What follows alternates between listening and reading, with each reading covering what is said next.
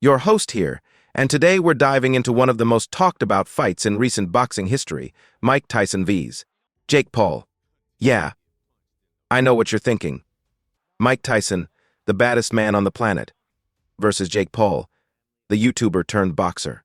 It was a spectacle, no doubt. But the big question is, was it real? Was this fight truly competitive, or was it all just for show? Let's break it down. Setting the stage.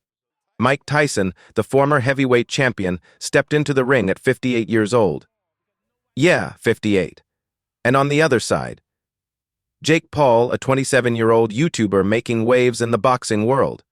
But let's not forget, this isn't just any 58-year-old we're talking about. This is Mike Tyson, the man who once made grown men tremble with a single left hook, who could end a fight in one punch.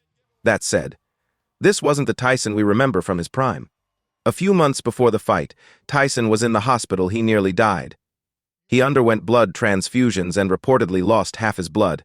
It sounds like something out of a movie. But Tyson, being the warrior he is, still wanted to prove he had it in him, not just for his fans, but for his kids. Still, you have to wonder, was he truly ready to take on someone half his age? Tyson didn't shy away from the question, famously saying, "If I'm too old for this fight, tell me to my face." That's classic Tyson confidence. Tyson's performance. Despite the bravado, Tyson didn't look like his old self in the ring, not by a long shot. Fans noticed the absence of his signature uppercut, the devastating punch that defined his career. Rumors even circulated that Tyson wasn't allowed to throw uppercuts due to a contractual clause. Imagine Mike Tyson not using his most lethal weapon. It didn't sit right with a lot of people. Tyson appeared sluggish and slow, while Jake Paul, young, fast, and energetic, also seemed to be holding back. After the fight, Jake admitted, "I didn't want to hurt Mike." Noble? Maybe. But if you're Jake Paul with a chance to make history by knocking out a legend, wouldn't you go for it? The speculation. Then came the bombshell, leaked audio from the fight where Jake reportedly said to Tyson, "I got your money."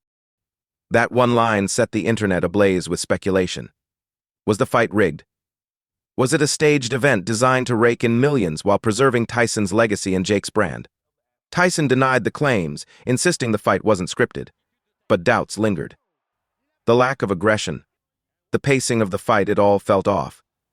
Even Tyson's coach admitted that the champ didn't have the energy or the fight in him that night. And what about the gloves? Both fighters had agreed to use 14-ounce gloves to reduce punch force, but rumors swirled that Jake wore 10-ounce puncher's gloves, instead giving him an edge. The aftermath. The fight ended without a knockout, leaving many fans disappointed. Jake bowed to Tyson in the ring, a gesture of respect that Tyson appreciated, even if the crowd didn't. But for others, like Francis Ngannou, it was a sad sight. Seeing Tyson, a legend, in a situation like this was tough to watch. The big question. So, was this fight real? Was it a cash grab? Or just a weird exhibition between two fighters trying to make the best of an unusual matchup? We may never know the full truth.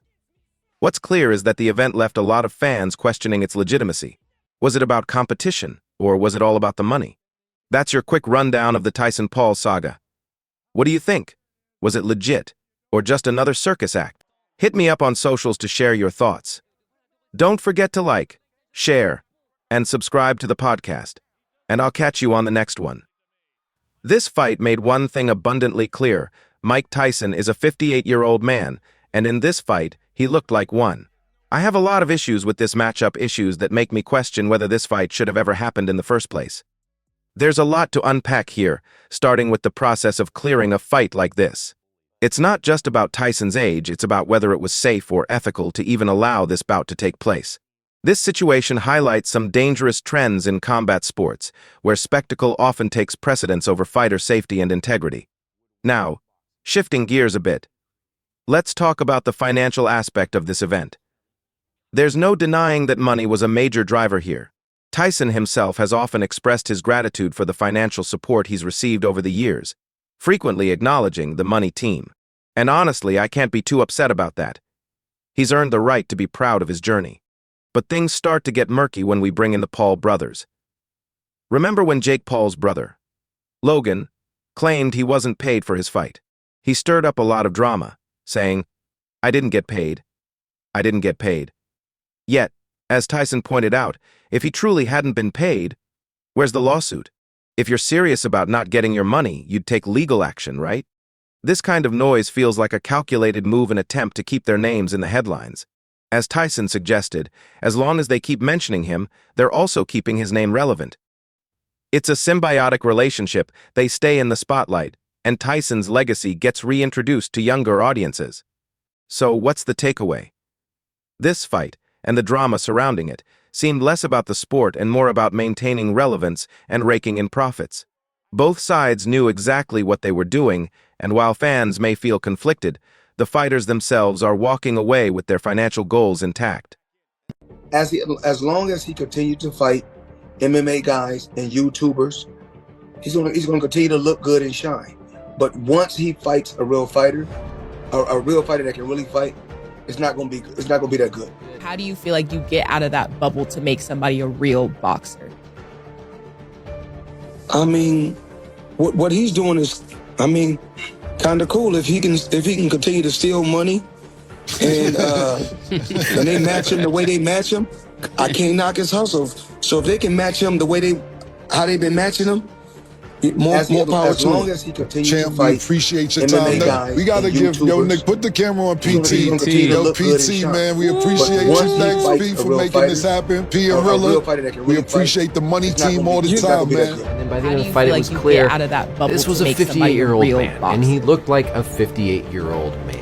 And I have a lot of issues with this. I don't think this fight should have ever happened. Cool. I think it says a lot of bad things about the combat sports world and sets a really dangerous precedent going forward. We're going to talk about the whole fight clearance approval process and then just physiologically why he looked the way he did. There's a lot of true anatomy physiological changes that explain why Tyson looked so bad and play a role in why this type of thing should not happen. So how did this fight even happen? Or we appreciate the money team all the time, man.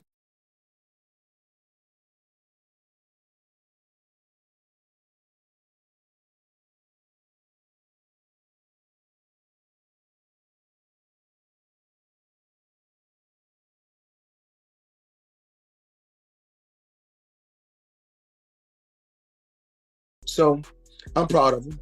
I'm not really upset. Even like it was so crazy. I remember just a while back, his brother was like, "Oh, I didn't get paid. It was just like I said before. He just want to keep his name out there. You know, as long as he attached his name to mine, he gonna keep my name out there. Remember what he said? He said, "Oh, Mayweather ain't gonna. He didn't pay me. He didn't pay me. Where's the lawsuit? If you didn't get paid, where's the lawsuit?" So it's a bunch of bullshit. But like I said before, they know what they're doing. Both brothers.